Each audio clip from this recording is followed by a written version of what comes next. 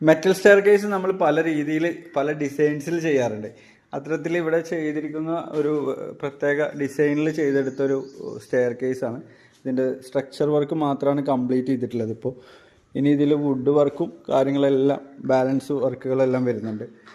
ഇത് ചെയ്തെടുത്തിട്ടുള്ളത് ഇത് ഫ്ലാറ്റ് ബാറാണ്.